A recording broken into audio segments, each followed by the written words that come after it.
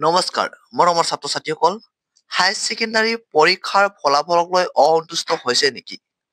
তুমি ভবা মতে নম্বৰ পোৱা নাই নেকি 80% 90%ৰ ঠাইত 50% নাইবা 60% পাইছা নেকি যদি নম্বৰ লৈ সন্তুষ্ট নহয় তেন্তে চাওক আজিৰ এই ভিডিঅ'টো শেষলৈ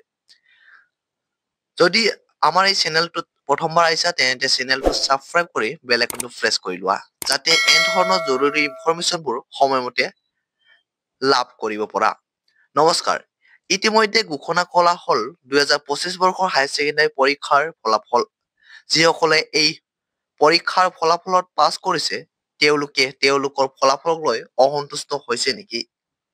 যদি তুমি সন্তুষ্ট হোৱা নাই তেন্তে চাওক আজিৰ এই ভিডিঅ'টো শেষলৈ আৰু লগতে প্ৰথমতে এই ভিডিঅ'টো এটা লাইক কৰি দিবা হাই ছেকেণ্ডাৰী ৰিজাল্টক লৈ সন্তুষ্ট নহয় নেকি বহি পুনৰীক্ষণৰ বাবে আবেদন কৰিব বিচৰা নেকি বহি পুনৰীক্ষণৰ বাবে কিদৰে আবেদন কৰিব লাগিব আৰু কত কেনেকৈ কেতিয়া কৰিব লাগিব আবেদন আমি আজিৰ এই ভিডিঅ'টোত সকলোবোৰ কথা তথ্য অনুসৰি তোমালোকক জনাম গতিকে ভিডিঅ'টো বন্ধুসকলক শ্বেয়াৰ কৰি ভিডিঅ'টো শেষলৈকে চাবা পুনৰীক্ষণৰ বাবে 3 দিন পূৰ্বে খোলা হ'ব ৱেবছাইট যিদিনা তাৰিখ দিয়া হ'ব তাৰ 2 দিন পূৰ্বে ৱেবছাইট খোলা হ'ব বহি পুনৰীক্ষণ ইচ্ছুক প্ৰাৰ্থীয়ে 15 দিনৰ ভিতৰত কৰিব লাগিব আবেদন শিক্ষা বোৰ্ডে শিক্ষাৰ্থীক পুনৰীক্ষণৰ বাবে দিছে বহুকেইটা সুবিধা অসমৰ লাখ লাখ পৰীক্ষাৰ্থীয়ে যিহেতু 30 এপ্ৰিলত লাভ কৰিলে নিজৰ হাই ছেকেণ্ডাৰী পৰীক্ষাৰ ৰিজাল্ট আৰু যিসকলে ৰিজাল্টক লৈ অসন্তুষ্ট হৈছে তেওঁলোকে কৰিব পাৰিব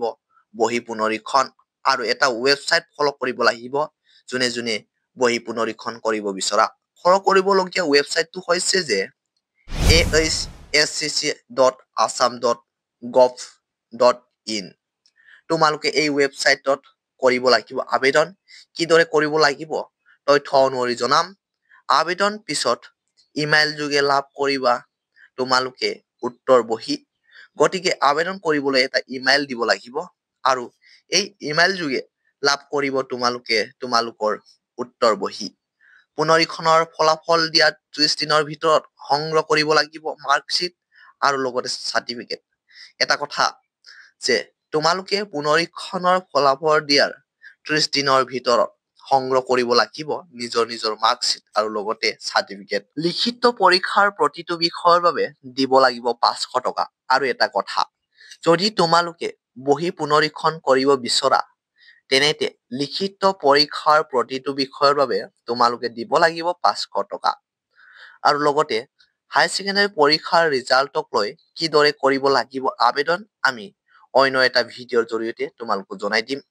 গতিকে যদি চেনেলটো এতিয়ালৈকে সাবস্ক্ৰাইব কৰা নাই সাবস্ক্ৰাইব কৰি লোৱা কাৰণ চেনেলটো সাবস্ক্ৰাইব কৰি ৰাখিলেহে ভিডিঅ'টো আপলোড কৰাৰ লগে লগে তোমালোকে পাই যাবা যিসকলে হাই ছেকেণ্ডাৰী পৰীক্ষাৰ ৰিজাল্টক লৈ সন্তুষ্ট হোৱা নাই তেওঁলোকে কৰিব পাৰিব